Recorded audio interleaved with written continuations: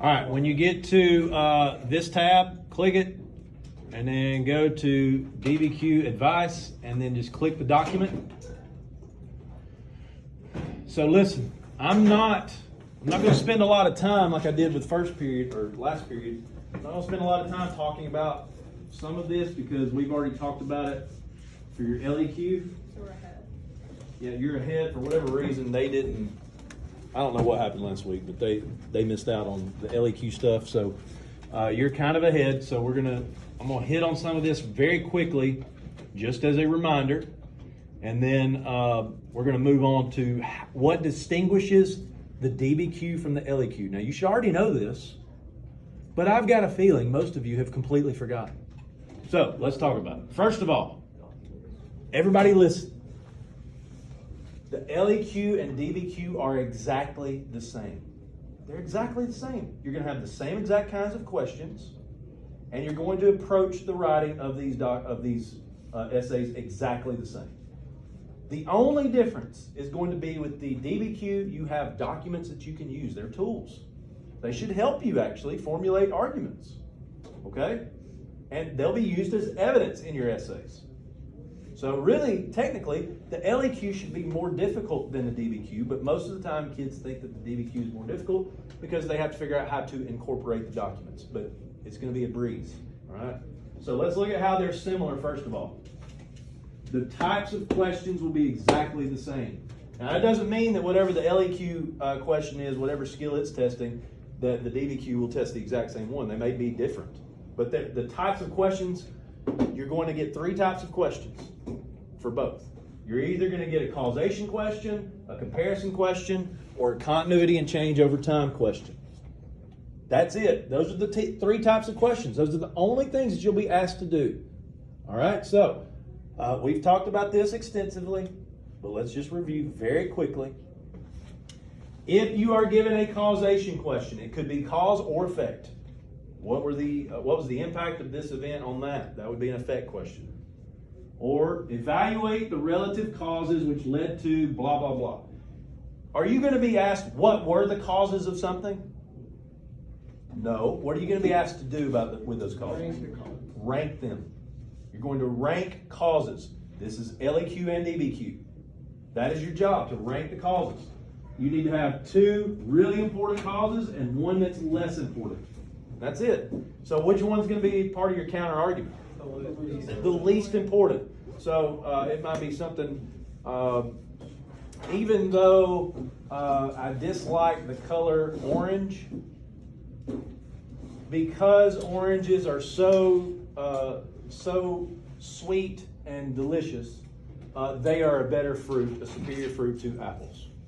So what's the least important thing that I like? I don't like the fact that they're orange, but everything else makes them better. Okay? That's it. That's all you're doing. You look like an apple guy. Ranking the causes. All right? Examples of questions that you might get: evaluate the relative importance of causes which led to, or evaluate the extent to which something caused something else.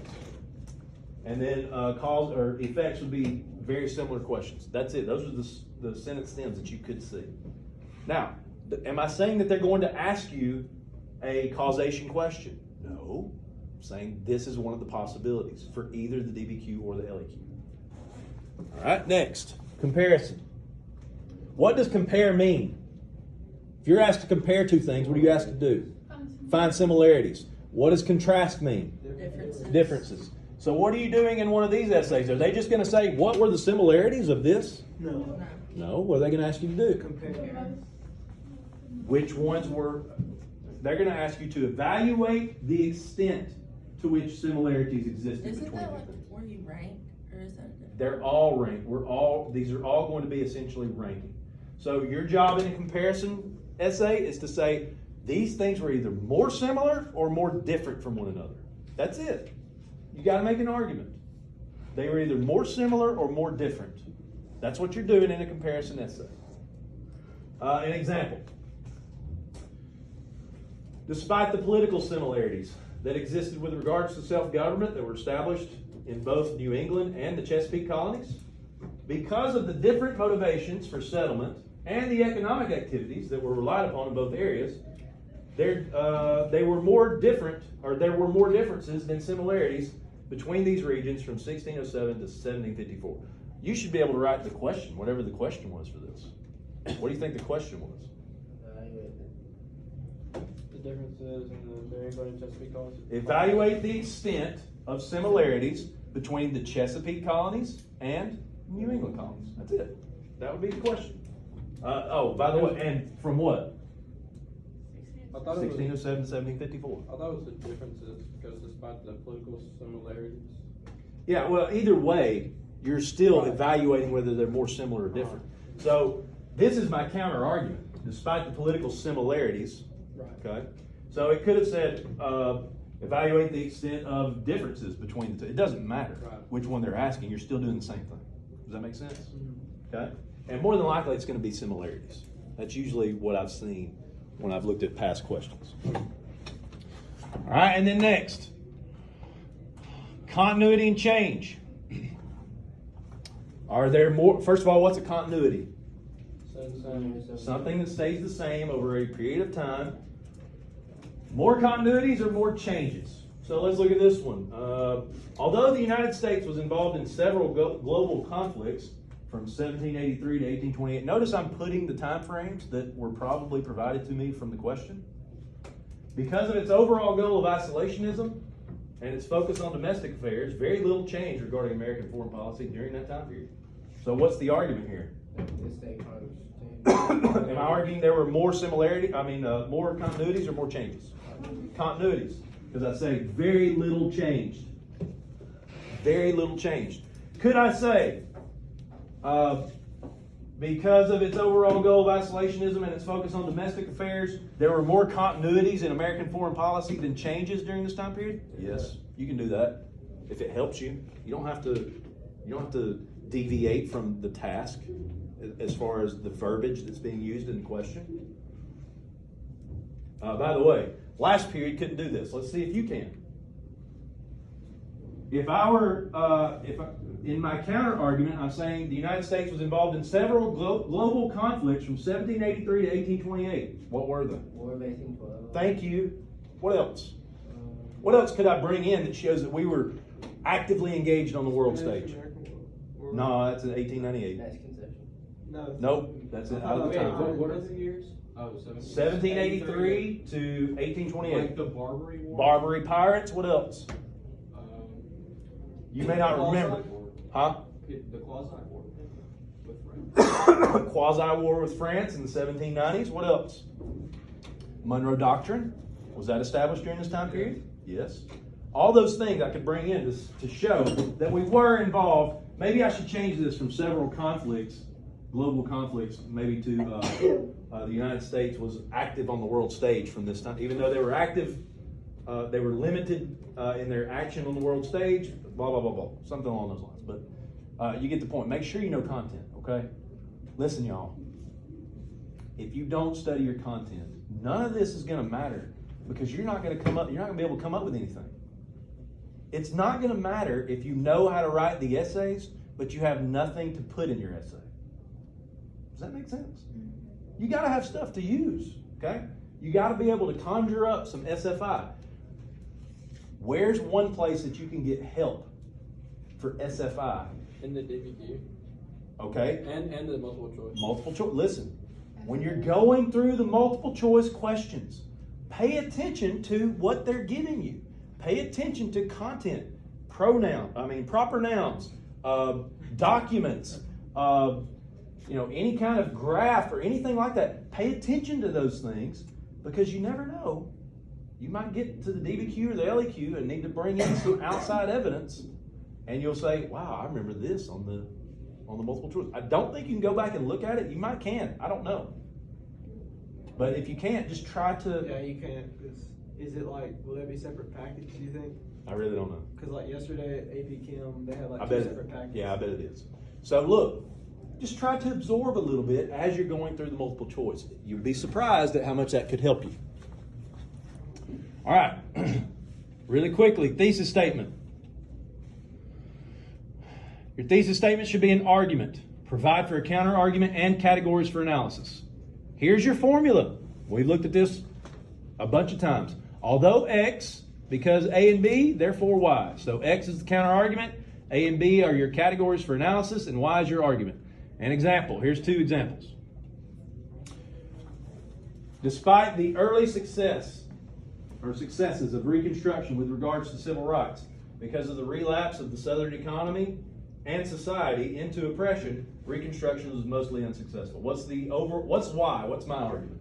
Reconstruction was unsuccessful. Okay, what is my counter argument? Despite early success. There were some early successes of Reconstruction. What were they? Give me some examples, specific. Blacks being voted in office. Okay, how did they get that? What were the amendments that were passed? 13th, 14th, 13th, 14th, and 15th amendments. Why didn't I put those in this? So you can Use it as SFI later on, okay? But you see how I sort of created a category that I can bring those into.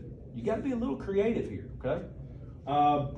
Because of the relapse of the Southern economy into oppression. So the Southern economy relapses into oppression. Give me an example of the Southern economy relapsing into oppression.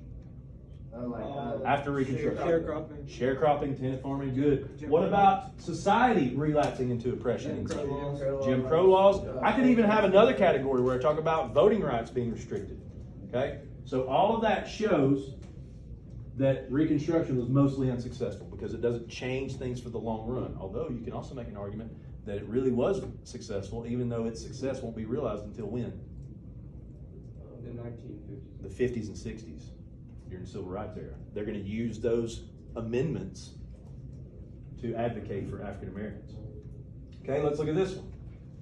While the desire to spread American culture to other parts of the world served as motivation for the United States to expand its role in the world stage, it was the desire for access to new markets and the fear of falling behind other world colonial powers that were most important factors during American imperialism from 1865 to 1910.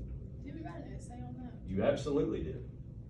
And this was my thesis when we wrote it, basically. I mean, I restructured it. So what's the counter argument? First of all, what kind of question is this? It's ranking. Ranking causes. And so what is my counter argument? That the least important cause is them wanting to spread their culture to other parts of the world. My counter argument is the least important argument, okay, or the least important cause. So my counter argument is going to say, look, I recognize that this was a motivating factor. I recognize that. But it's not the most important. It was the least important. The most important factors, according to me, were the desire for new markets and the fear of falling behind other world colonial powers. And that's what led to American imperialism from when? Okay, now, you should be able to come up with all types of evidence here that I could put under all of those categories. A desire to spread American culture. The missionaries in Hawaii. Missionaries in Hawaii. What else? Who's a dude that we talked about? Do y'all remember? Teddy. He's not really, I mean, he is kind of about spreading culture, but he's more on a macro political up here. When we're talking about culture, we're talking. Are you talking about the guy that, like, the missionary? Yeah, what was his name? Anybody remember? Man, it would be good if you could. It would be good if you could remember. You'll remember here in a few minutes because we're going to look at a document. Now, motivation, blah, blah, blah, blah, blah. It was the desire for access to new markets. Give me specific information that could support that we wanted access to new markets. Free trade in China. Open door policy in China. What else? Somebody said Hawaii earlier. What about Hawaii? Sugar, Cuba. Cuba, sugar plantations. What about the Dole family in Hawaii? Did you talk about them and how they wanted to establish fruit farms and fruit plantations and things like that? Okay, all those things would be about access to new markets. And somebody mentioned open door policy. And then fear of falling behind other world colonial powers. Alfred T. Mahan, what? Pearl Harbor. Okay, in Hawaii, what else? Somebody mentioned Great White Fleet. What else? Think about 1898. That's a key. Spanish-American War. What did we acquire? The Mexican. Not the Mexican Cession. That's Mexican-American War. Florida. The Philippines, Cuba, Guam, Puerto Rico. And what does that show? That we're wanting to become a colonial power. We're trying to establish colonies there. I keep saying we. You're never going to say we or us. Why? Because it wasn't you. It wasn't you. You weren't freaking there. It was the United States of America. You weren't even a figment of anybody's imagination yet. Okay? So not you. All right, now, remember this thesis because we're going to come back to it. Contextualization. Everybody is going to begin both essays with the words prior to. Everybody's going to do this for both the essays that you write. Who's going to do this? Everybody. Good. So, if we were discussing this one, what would be my next word? We've been isolated prior to the 1865. Prior to 1865. The United States had been. Okay.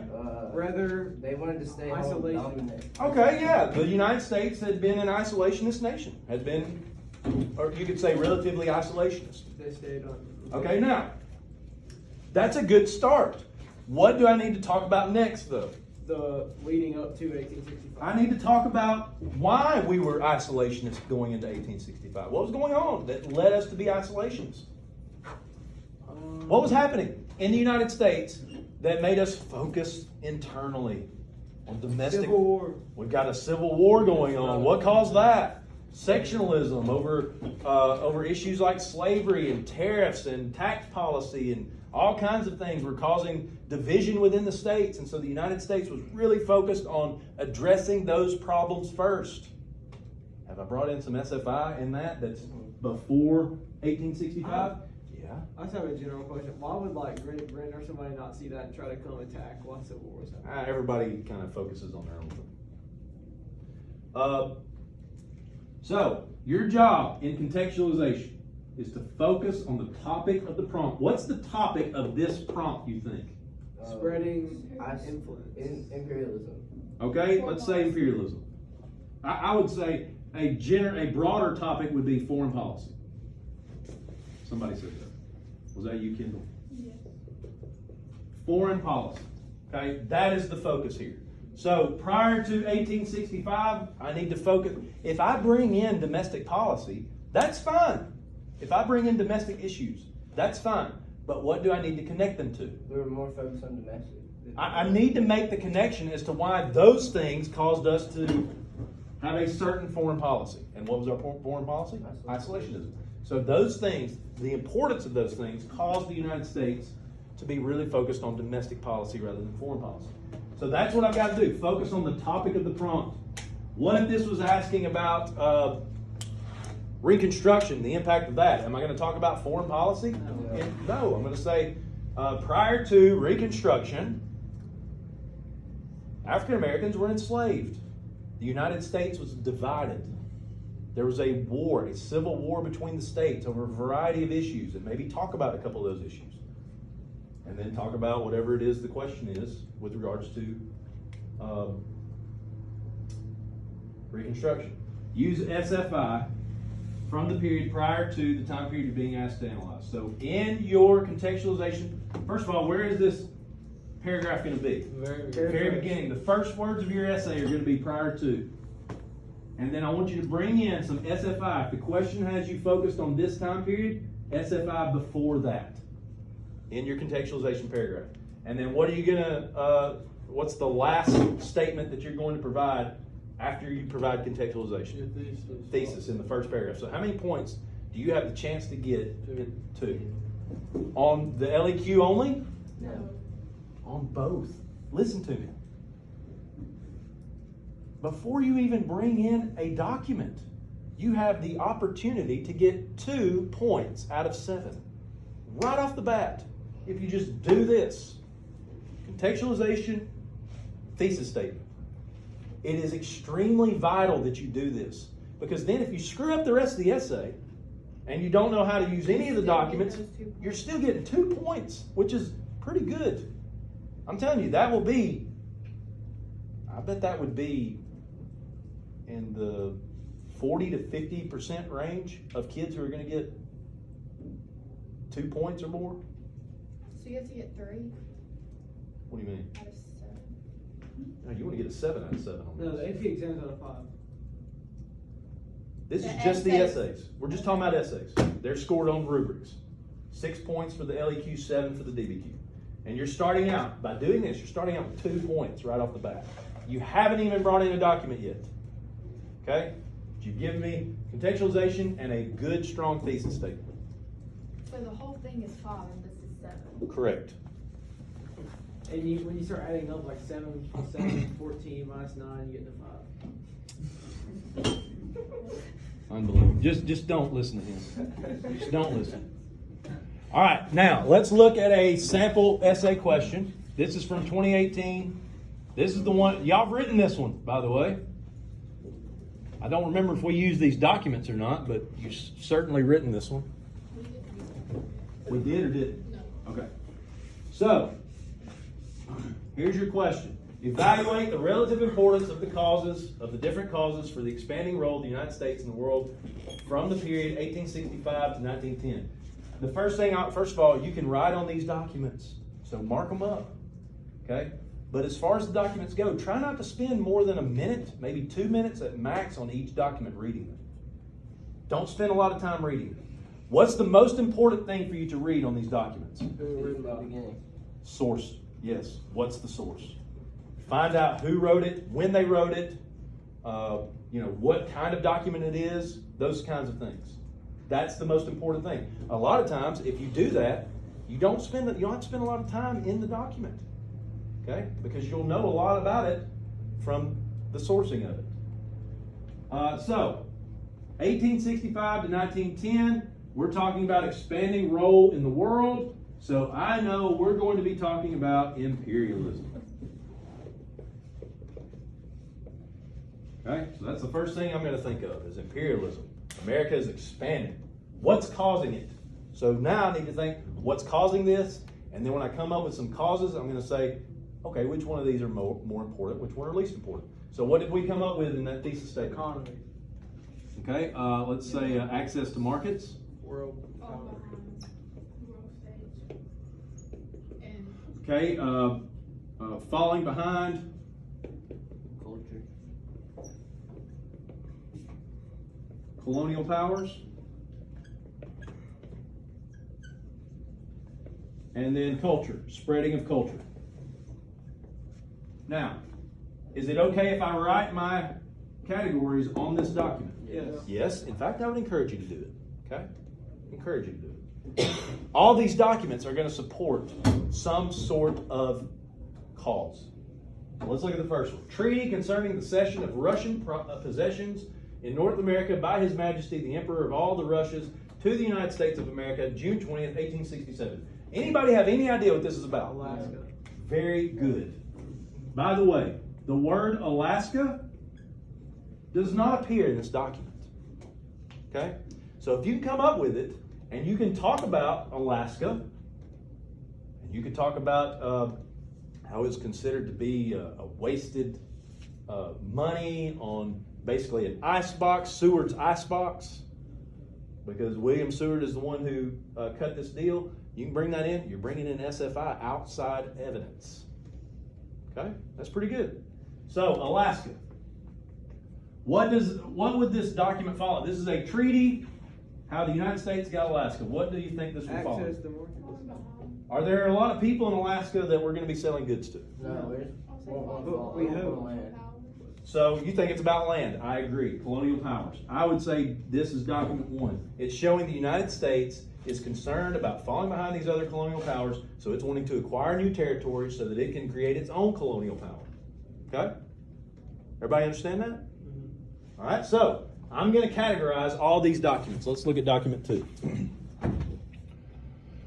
Oh, looky here. Anybody recognize that name? All right, hold on. Josiah Strong. He's the guy that went missionary. Josiah Strong. What do we know about him? He's Missionary. a missionary. He's a missionary. So immediately, without even reading the document, Culture. I already know this is going to be falling under culture because that guy is really big on American culture, white superiority, so on and so forth. Let's see what it says. It seems to me that God, with his infinite wisdom and skill, is training the Anglo-Saxon race for an hour sure to come in the world's future. Heretofore, there has always been in history of the world of comparatively unoccupied land westward, into which crowded countries of the east have poured their surplus populations. But the widening waves of migration, which millenniums ago rolled east and west and blah, blah, blah, blah, blah. Time is coming when the pressure of population means the subsistence will be felt, blah, blah, blah. This race of unequaled energy, talking about white people, the purest of Christianity, The Anglo-Saxon is being schooled right now. having developed cultivated and impress its institutions upon mankind, will spread itself over the earth. He's saying Christianity is superior to all other religions. Our institutions in white America are superior to these savages who are living in these places. So it's all about culture. Is it important that I know what's in the document? Yeah, because we're going to talk about how you have to describe the content in it. Okay? All right, next, document 3. Oh, look. Captain Alfred Thayer Mahan. So what do I automatically know about this? Atlantic Ocean. It's Navy. He's a naval guy. Wants to increase the Navy. Increase the Navy. Falling colonial powers. Falling behind.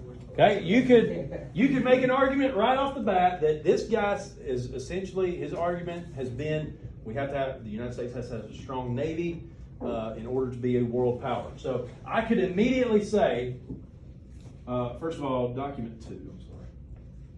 I could immediately jump the gun and put this under falling behind colonial powers. Well, let's read it. To affirm the importance of distant markets and the relation of them to our own immense powers of production implies logically the recognition of the link that joins products and markets. That is, the carrying trade, the three together constitute blah, blah, blah, maritime power. We need to have a maritime power to do what? Why do we need to have a maritime power? What's he arguing? To protect what? To protect our access to markets. So I could put it under 3. I'm also going to put it under this one. And I'm going to figure out which one. If you got a document that can fall under 2 categories, put it under both categories. And then when you get done, figure out which one you need more stuff to argue for. All right, any questions about that document? Do you see how it's important to know the sourcing? How many documents are there? There's 7. And you're going to try to use all 7. All right, document 4. Here we go.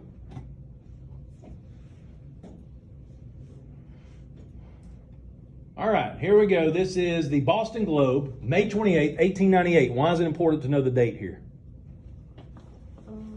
The Spanish War. The Spanish-American War takes place that year. And what do we see on this document? What's going on back here? First of all, who's this guy?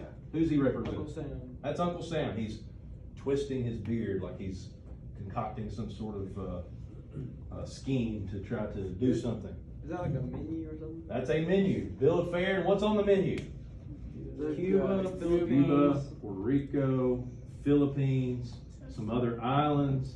Okay, so what's this about, you think? About just taking all over. About the United States taking over these territories. And he says, well, I hardly know which to take first. Okay?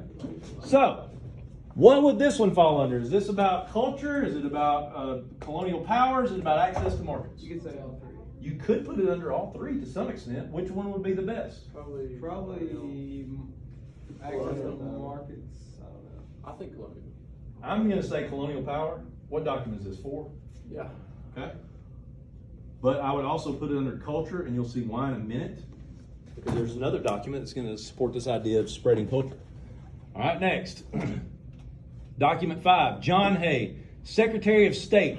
If he's the Secretary of State, what's he in charge of? Access to markets. What's he in charge of if he's Secretary of State? Foreign affairs. Foreign policy. And the second open door note, what'd you say, Jackson? Access to markets. Access to markets. I don't even have to read it because I already know what the open door policy was. So So this is document 5.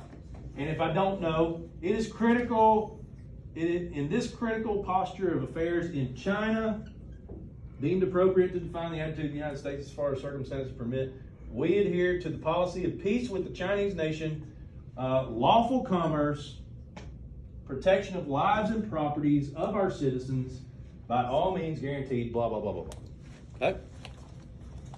Next. Document 6, what do we have? Who's this guy represent? Uncle Sam. Uncle Sam again. Uncle Sam to the Filipinos. You can take your choice. I have plenty of both. The title of this is It's Up to Them. Shh. Be quiet, please. So what do you think they're arguing? That it's over culture. That he. This is about culture for He sure. could bring the military in or bring the teachers in. Now, he's basically saying, look, and they want to make a point to show you that this is a school teacher, because what are teachers largely responsible for? Spreading influence. Yeah, spreading our culture, spreading, one of the jobs of a teacher is to create responsible citizens. Well, they're not citizens, but the United States certainly wants them to adopt American culture. And the best way to do that is with a teacher. But if they don't accept that, what will Uncle Sam provide for them? Yeah, military. Guns, violence. Okay? So, that one definitely falls under culture.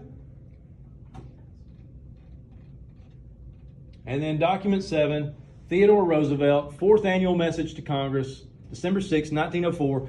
The context doesn't really give me a lot here to figure out what it is, so I'm going to have to read it. Let's scroll down. It is not true that the United States feels any land hunger. He's saying, hey, this ain't about land hunger, us trying to exert our influence over the world. We are concerned for other people's welfare. He's talking about the Roosevelt corollary, by the way. How do I know that? First of all, who's talking? He's the president. He's the president.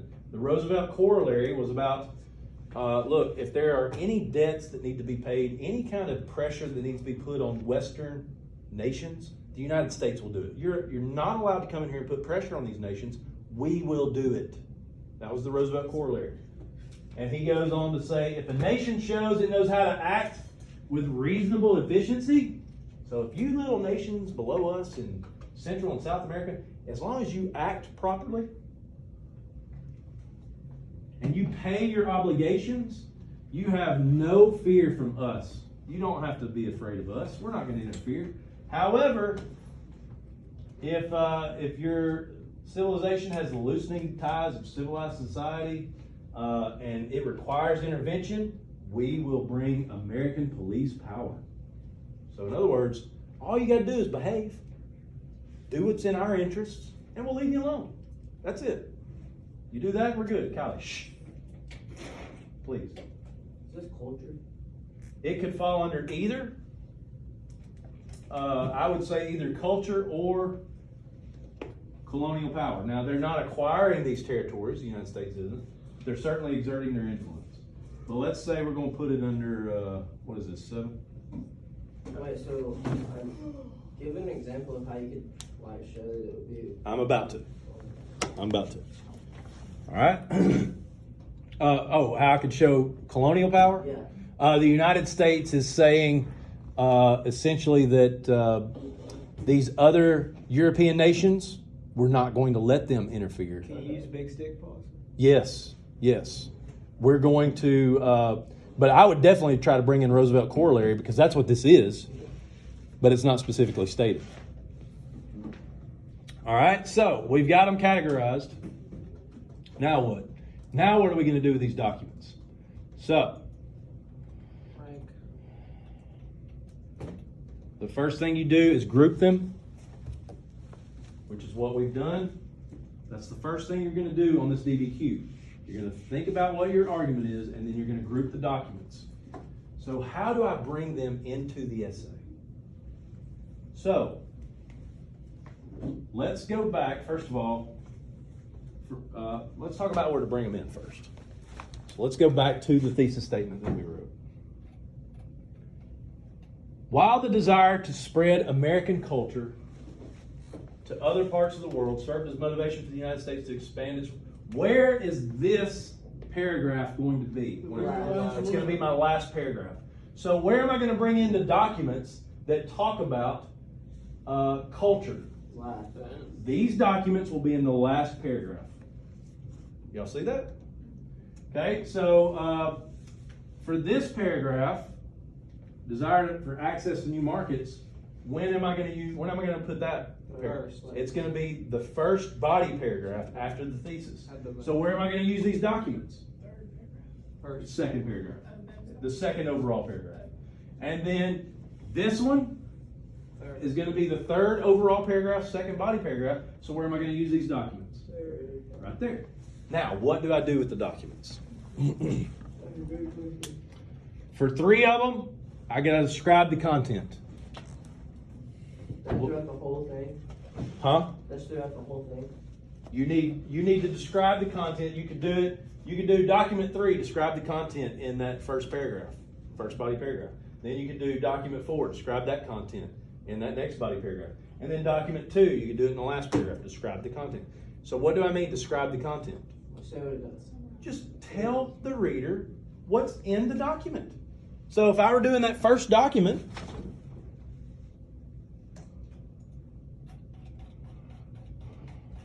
if I were doing this first document, treaty concerning document 1, here's how I'd start. Remember, this essay, you're not writing about documents. The documents are your evidence. Okay? The documents are tools.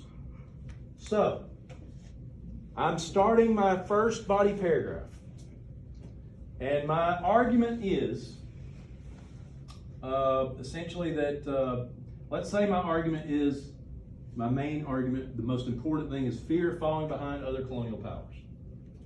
Here's what I would do. In document 1, let me do it on the computer so we can see it better. Do you like date document 1? Yes. Okay. Here's what you're going to do. I was about to do with document 3 with them. Let's say in document 1,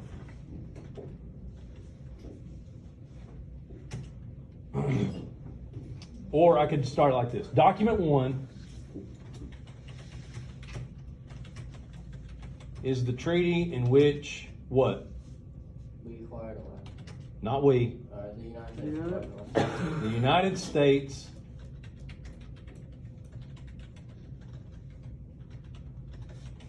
acquired Alaska. Have I described the content of document 1? No. That's it. That's all you got to do. If you do that for 3 documents, guess what you get? You're good. 1 point. So on the 3, the second part of it is, can you use the same documents? Do you like describe the point of view? Yes. Okay. Yes. So it doesn't have to be separate documents. Correct. So you don't have to technically bring in all 7. But You do for evidence. If you're support for 6 documents, Oh, you need okay. to show how they. But for this other stuff, only 3. Okay. Okay, only 3. So look, here's what I'm going to do. Let's say I know that this one will be easy to support. It's easy to describe the content. It's easy to show how it's important in terms of how it supports an argument. And it will be easy to explain how or why the point of view, purpose, or audience is relevant. So I'm going to use this document. I'm going to do all 3 with this. So document 1 is the treaty in which the United States acquired Alaska. This shows that the United States was in what? An expansionist view. Yeah, good. An imperialistic mindset.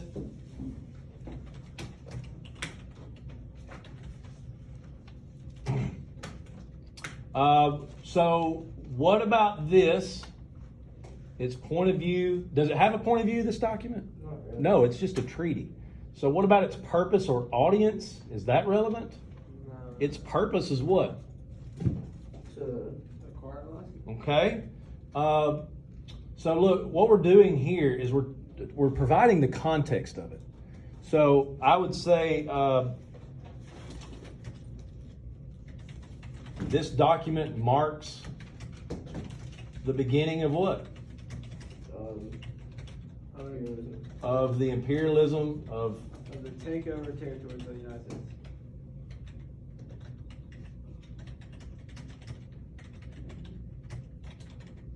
Could you like say the imperialist movement that the United States will focus on over the next couple of years? Or over the next? I mean, as long as you're providing context of the document. Look, please focus, y'all. This gives you all 3 points, or you're on the way to getting all 3 points. Why don't you get all 3 yet? You have to do it for six. You gotta do it. Well, you gotta do all of this for 3. Right. Okay? Describe the content, explain why it's important. So if we were to do document 2,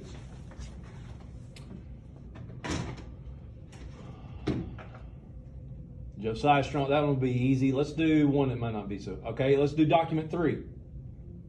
Or let's do one of these because these are hard to figure out. Okay, so document, what document is this? 4? What does it support? Huh? Culture. Oh, we said culture.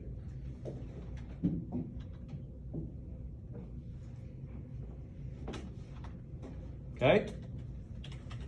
Document 4, what was it?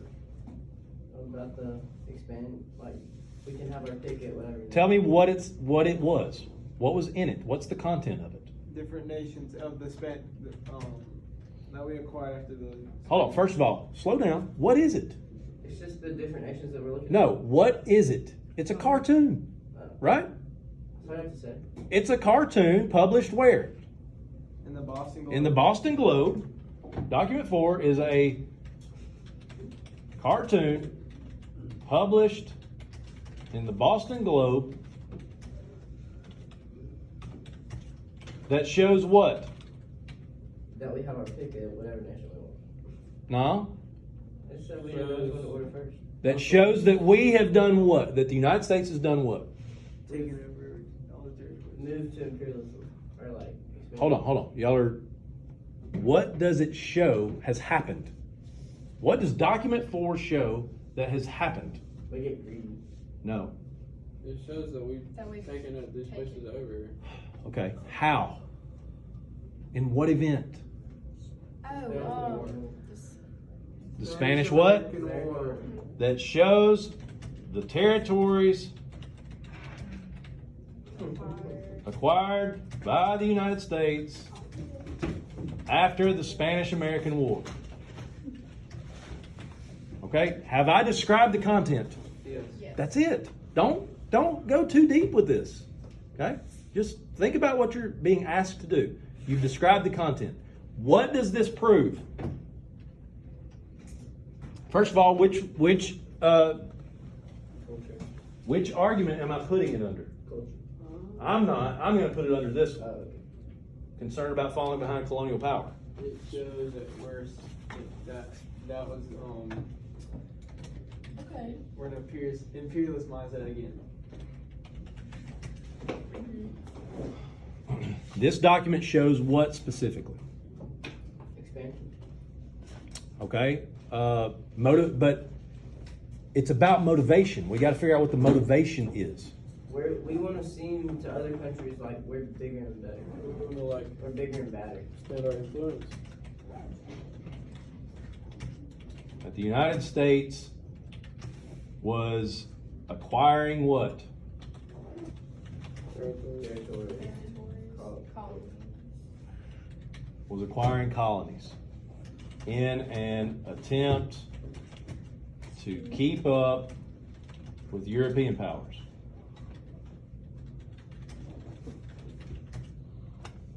Okay, now I've shown what it supports, and then what do I have to do next? Explain the purpose of our audience. Or just the context in general.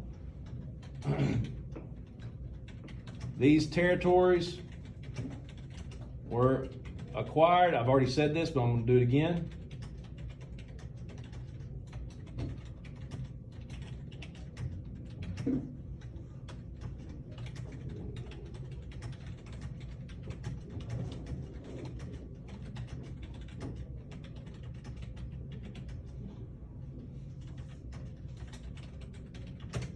Something along those lines. Describe the content, show how it supports your answer, and then explain why is it significant? If I were to do that for say document 3, why would the context of this one be significant? Who is it? He's a naval guy. He's a naval officer, probably high ranking. Is he going to be listened to by politicians? Yeah. That's what you're going to do. In document such and such, this is what's happening. Then you're going to say, this supports this because it shows this. And then you're going to explain the context of it. Okay? Do you think a 4 is bad or 5? 3. A 3. Really? It's a 3.